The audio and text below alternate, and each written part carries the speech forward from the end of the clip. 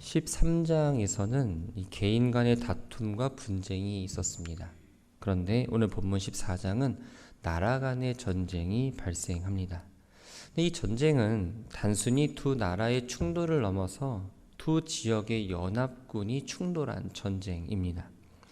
1절에 당시에라는 이 표현은 아브람이 조카 롯을 떠나보내고 난 이후에 하나님으로부터 가나안 땅을 다시 유업으로 약속받은 이후의 어느 시점을 이야기합니다.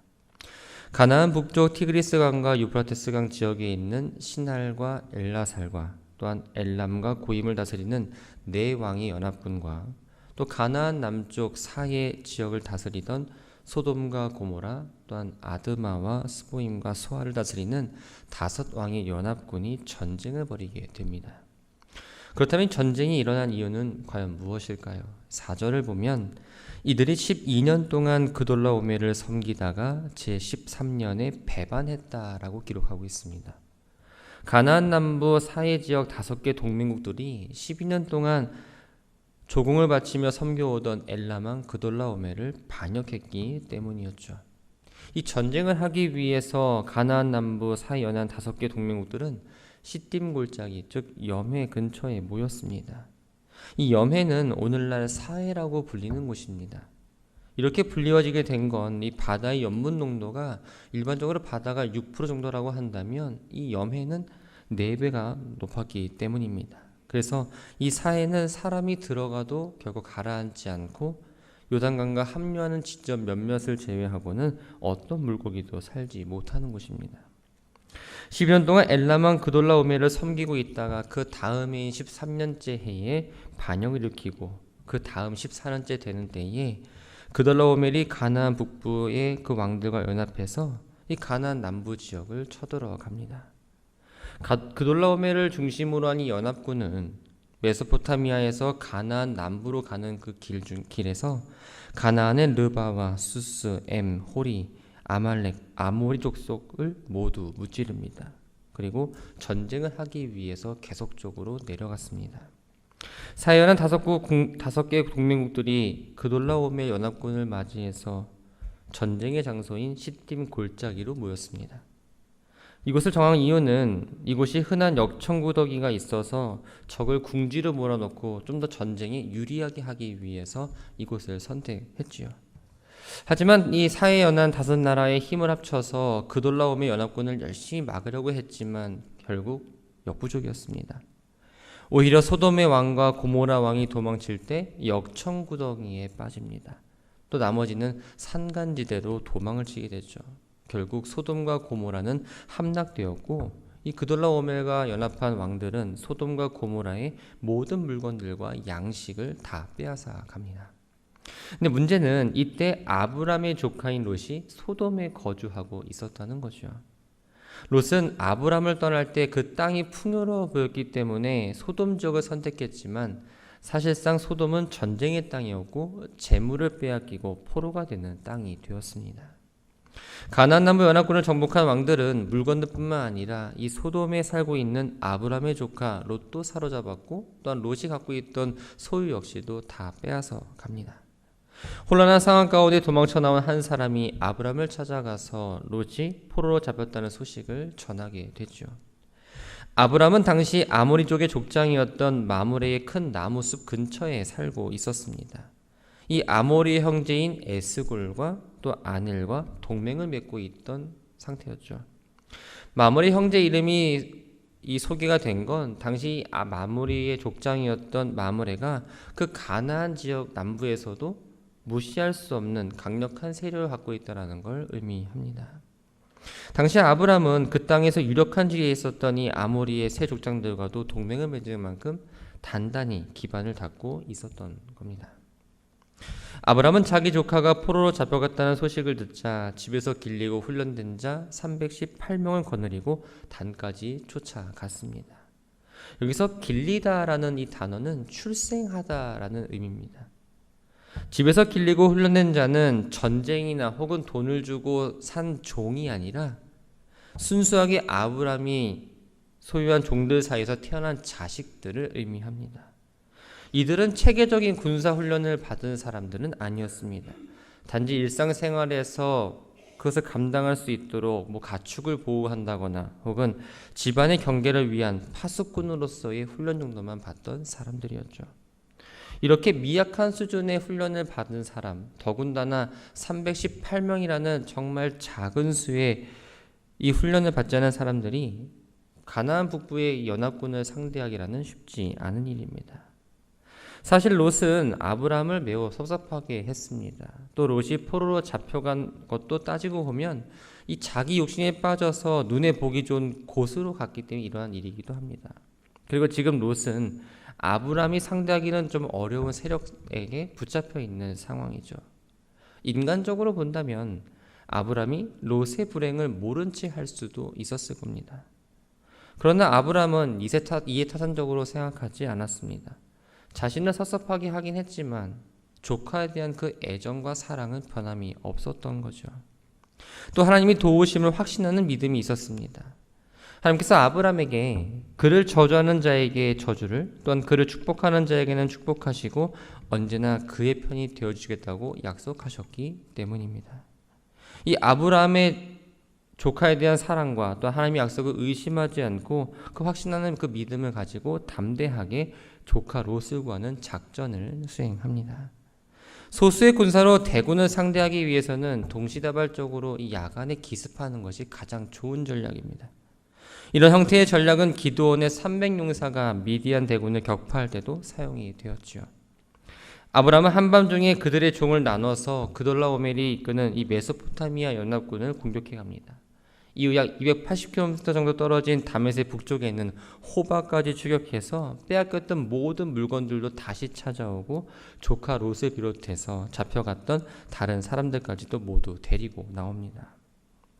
아브라함이 그돌라오멜을 이끄는 연합군을 이기고 포로들과 빼앗긴 물건들을 가지고 돌아오자 소돔 왕이 직접 나와서 아브라함을 맞이했습니다. 그리고 이때 평강을 의미하는 살레망 멜기세덱이 빵과 포도주를 가지고 나옵니다. 이 멜기세덱의 이름은 의의 왕이라는 뜻으로서 왕이면서 또 하나님의 제사장이라고 소개합니다. 성경에서 제사장이라는 단어는 740회 정도 나옵니다. 근데 이 단어가 여기에서 처음 등장하게 되죠.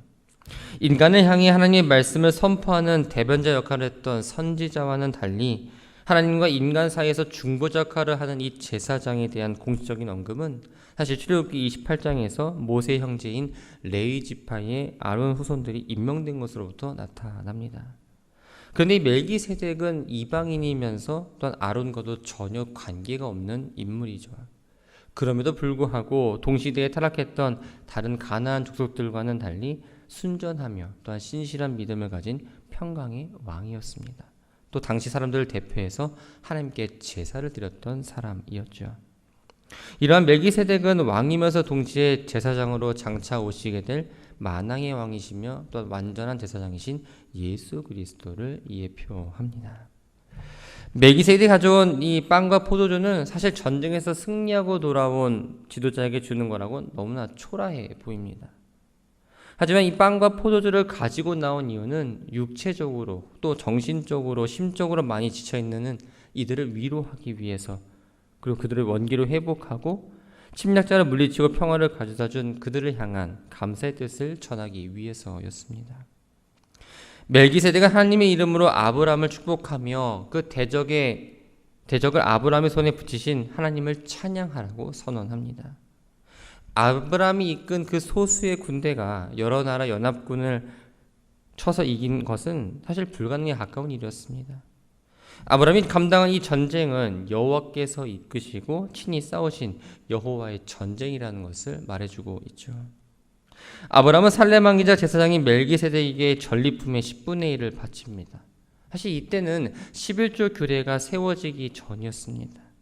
하지만 아브라함은 승리를 주신 하나님께 감사하는 마음으로 제사장 멜기세덱에게 11조를 바쳤던 겁니다. 승리를 주신 하나님을 찬양하라는 그 멜기세덱의 선언에 대한 아브라함의 응답이었던 거죠. 멜기세덱과 함께 있던 소돔 왕이 다시 등장을 합니다. 소돔 왕이 아브라함을 맞이하러 나왔던 점에서는 참 긍정적으로 바라볼 수 있습니다.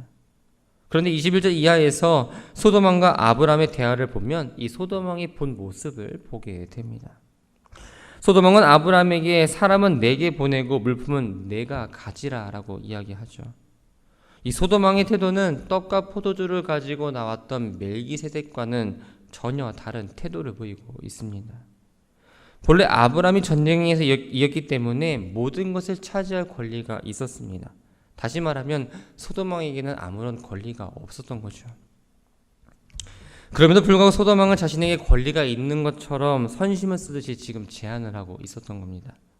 어떻게 보면 합리적인 제안처럼 보이고, 또한 멜기세덱이 아브라함에게 제공한 것에 비해서 더 많은 예물로 아브라함에게 호의를 베푼 것처럼 보일 수도 있습니다. 하지만 소돔 왕은 그저 아브라함에게 자신의 것을 요구할 뿐이었고, 전쟁의 뒤에서 그 승리를 이끄신 하나님이 있다는 것 자체도 알지 못하고 관심도 없었던 거죠. 이 소돔 왕의 제안에 아브라함은 하나님께 손을 들어서 맹세합니다. 소돔 왕의 것을 실 한 오락이라 신발끈 하나라도 명분 없이 취하지 않겠다. 나둠의 소돔 왕에게 선물을 받아서 아브라함이 부자가 되었다는 것을 말을 듣고 싶지 않았기 때문입니다. 아브라함은 조카 롯의 구출 작전에서 이웃 아모리 족속의 도움을 받았습니다. 아브라함은 자신의 분깃에 대해서는 단호하게 거절할 수 있었지만 함께한 이웃의 분깃은 보장해줄 의무가 있었던 거죠.